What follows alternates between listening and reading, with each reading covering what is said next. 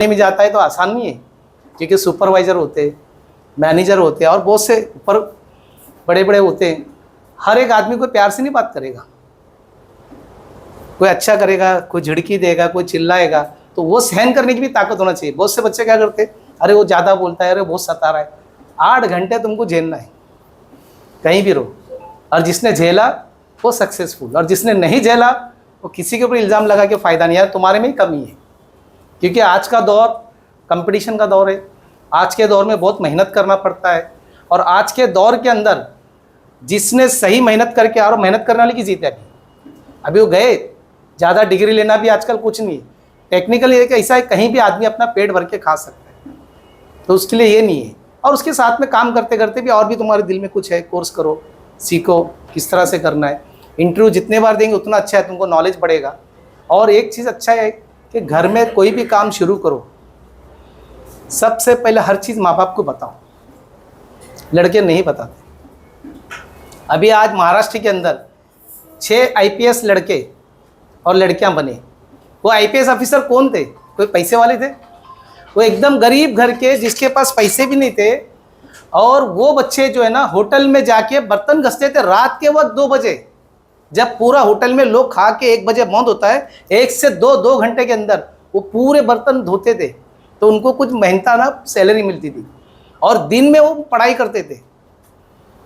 आज हमको किसी बच्चे को बोलो भाई रात में जाके करना, रहे मेरे माँ बाप है ना, माँ बाप है तो क्या, तुम माँ बाप का काम था तुमको 13 साल 14 साल तक संभालने का। उसके बाद तुम्हारी अपनी जिम्मेदारी है कि तुम माँ बाप के लिए क्या कर सकते हो। आज हम इल्ज़ाम लगाते हैं, उसने मेरे लिए कुछ नहीं किया, इसने मेरे लिए कुछ। तुमने क्या किया ये बताइए। आज हम जिंदगी में शिकवा कर ही नहीं सकते किसी से। माँ बाप ने इतना पढ़ा के बड़ा किया, वही बड़ी बात हो। किस तकलीफ से, किस हाल में, कैसा पढ़ाए, किस तरह से हमको आगे बढ़ाए, तो हमको वो सोचना चाहिए। आज नहीं सोचते, क्योंकि आजकल कैसा माहौल ऐसा है, सोशल मीडिया में एक बॉडी में कूद रहा है, दूसरा भी उसके पीछे कूद रहा है, ये नहीं देख रहा है कि नुकसान हो रहा है। यही था कि भाई एक दूसरे से जान पहचान हो, और नए जो स्टूडेंट्स हैं यहाँ पे कोर्स किए वो कामयाब हो गए, ये सर्टिफिकेट आपको ज़रूरी है। क्योंकि कल तुम कहीं भी जॉब के लिए जाएंगे, सबसे पहले यही पूछेंगे आपका एक्सपीरियंस का है, और कौन सा कोर्स की उसकी डिप्लोमा सर्टिफिकेट है आपके पास, या कोर्स की सर्टिफिकेट है। तो फिर वो बोलेंगे हाँ भाई इन्होंने कुछ किया। नहीं है, प्रूफ नहीं है, तो आप कुछ नहीं कर सकते। तो वो काम ये टेक्निकल इंस्टीट्यूट करके आपको आगे बढ़ाने का करते हैं, और साथ में तुमको कोर्स भी सिखाते हैं। तो इसके लिए आप लोग आए, मैं भी वक्त निकाल के आया। तो कहने का मकसद ये है कि जो भी कोर्स है 10 कोर्स करने से अच्छा एक ही करो, उसमें मन लगाओ, और एक छोटा एक्स्ट्रा और भी कोर्स रखने का कम ज़्यादा कभी होता है तो वो भी रहना चाहिए। बोलते ना, पुराने ज़माने के लोग बोलते 2 चीज़ हर बच्चे को आना चाहिए, एक ड्राइविंग, दूसरी स्विमिंग। जिसको आए मौत का डर नहीं, जिसको तैरना है उसको डर ही नहीं, और जिसको गाड़ी चलाना है तो बिंदास कहीं भी निकल जाए। मतलब एक चीज़ है, हुनर है उसके हाथ में। तो हुनर का जो है ना, कहीं भी ज़रूरत पड़ सकती है, हुनर कभी काली नहीं। और जब हुनर के बाद तुमको वक्त मिलता है, अभी नाइट कॉलेज चालू हो गए, तो तुम टेक्निकल कोर्स करते करते, पार्ट टाइम जॉब करते करते पढ़ाई भी जारी रखो। कोशिश करो, जितने भी महाराष्ट्र में कुछ बच्चे बने IPS, 10-12 छोड़ के, पैसे वाले के बच्चे, गरीब के बच्चे की हिस्ट्री सुनो। लड़की काम पार्ट टाइम जॉब कर रही है, कान की जो एयरिंग होती है, कॉस्मेटिक, लिपस्टिक होती है, वो पार्ट टाइम जॉब करके, पढ़ाई करके वो IPS ऑफिसर बन गई। आज जो मंत्रालय में बैठी है, पूरे परिवार को लेके चल रही। तुम क्यों नहीं बन सकते? क्या होता है, हमारे जो फ्रेंड सर्कल है, सही गाइडलाइन करने वाला कोई नहीं। हम लोग दोस्ती भी ऐसे से करते, कोई मतलब नहीं। अब एक तो खुद के जेब में 500 नहीं है, और वो भी दोस्त के पास 500, फिर उसको भी 500 मांग रहे। वो तो बोलता है अरे दोस्त हरामी है, मेरी मदद नहीं करा। अरे वो खुद ही परेशान है, कहाँ से मदद करेगा? तुम बन जाओ देने वाले, तुम 1000 कमाओ, 500 उसको भी दो, 500 को। तो ऐसा बनने की कोशिश करो और आगे बढ़ो। आज मुंबई हो, महाराष्ट्र हो, आप मुझे देखो, मैं पैदल चलता हूँ। कहीं भी SRA के मसले हो, बिल्डिंग के मसले हो, झोपड़े के मसले हो, पुलिस स्टेशन के मसले हो, हॉस्पिटल के 15-15 लाख रुपए बिल होते हैं हॉस्पिटल के, हम लोग उसको माफ़ कराते हैं, क्योंकि गरीबों को मालूम नहीं है, सरकार की स्कीम नहीं है, उससे 10 लाख रुपए वसूल कर रहे हैं। मगर कैसा होता है, लड़ने वाले चाहिए। हमें बहुत तकलीफ होती है, बहुत कठिनाइयों का सामना करते हैं हम लोग, लेकिन हम लोग हिम्मत नहीं हारते, क्योंकि ऊपर वाले पे भरोसा है, कोशिश करते हैं हम लोग उनका फ़ायदा करें। तो इसलिए कहने का मतलब है, आज की ज़िंदगी में जीना हो, आसानी से जी सकते, मर सकते, 2 ही लाइफ होती है। इंसान किसको बोलते हैं? मानव। ह्यूमन राइट्स किसको बोलते हैं?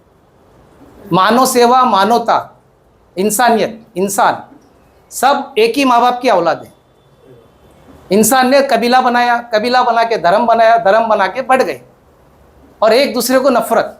आज भाई भाई में नफरत है। भाई भाई जब थे अच्छे थे, जब शादी हो गई औरत ने कुछ बोला भाई में नफरत पैदा, फिर एक घर परिवार अलग हो रहे।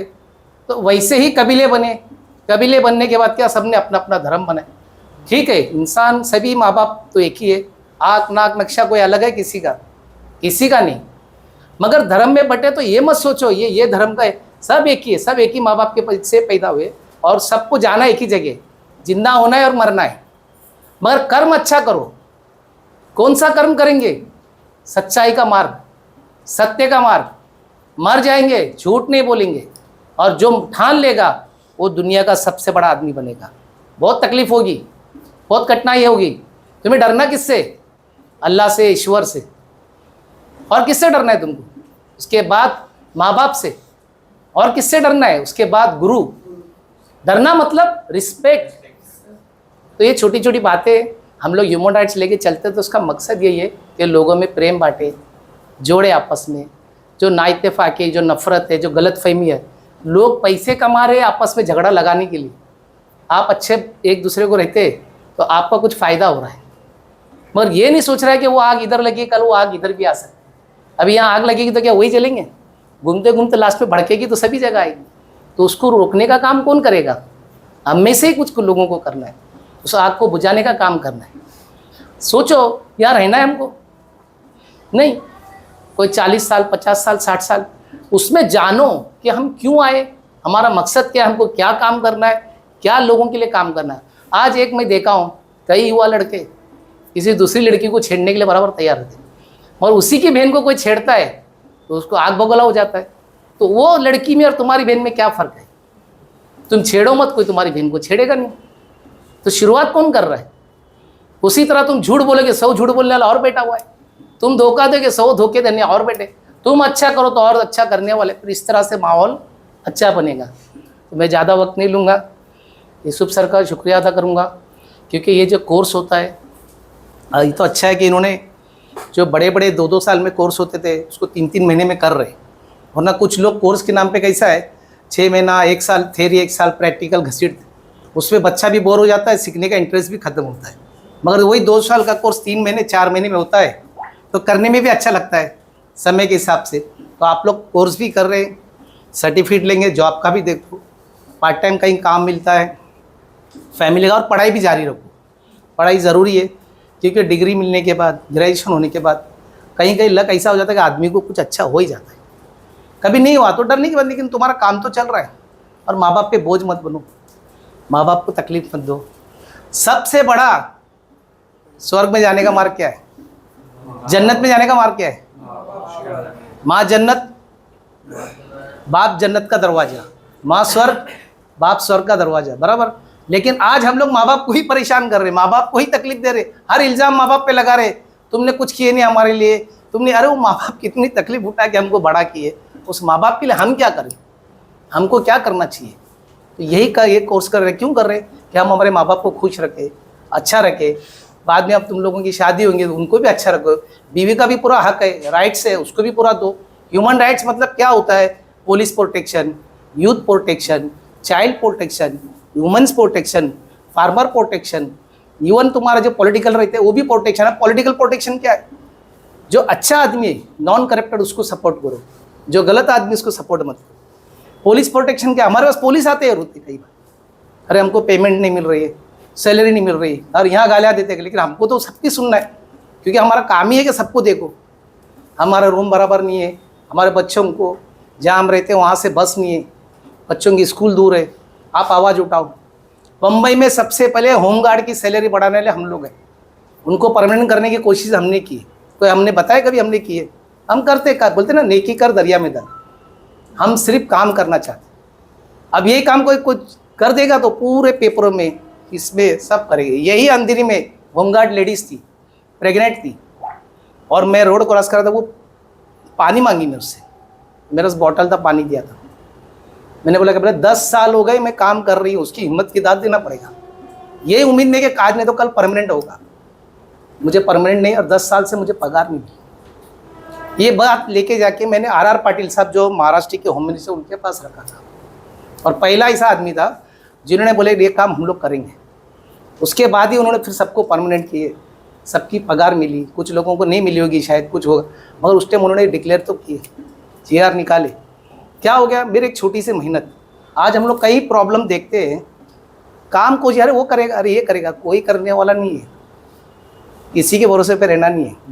कचरा गिरा है घर के सामने, बोले सामने वाली घर, तुम्हारे घर के सामने कचरा है, तुमको ही साफ करना है। तो ये समझ के चलना, कुछ कड़वी बातें होती है जो तुम्हारे मुँह पे बोलेगा ना तू अच्छा आदमी नहीं है, उससे नाराज मत हो। वो जब मुझे बोला अच्छा आदमी नहीं है तो अपनी कमी ढूंढो कि मैं कहाँ पे कम हूँ। अरे उसने मुझे ऐसा बोला और नाराज होने के मतलब फिर तुम वहीं पे फेल हो रहे हो। पास होना हो तो कड़वाई के साथ में सुनो और मुकाबला करो, कोशिश करो, मेहनत करो।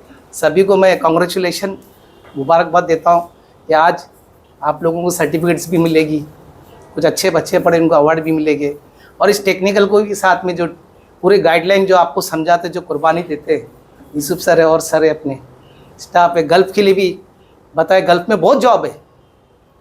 आपको पता है इंडिया के 5 करोड़ लोग वहाँ पे जॉब करते हैं।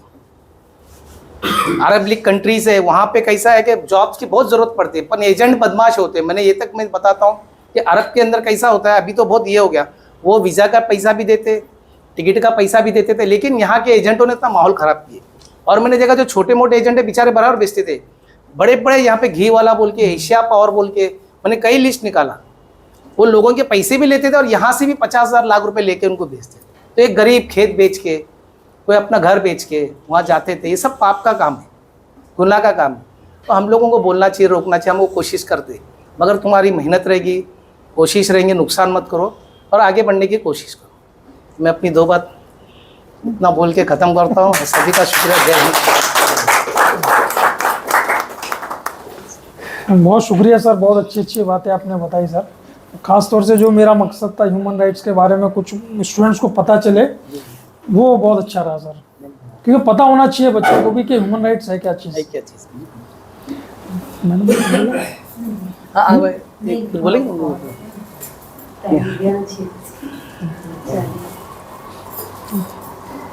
तो सर्टिफिकेट क्या करते हैं सर? हाँ चलेगा एकदम।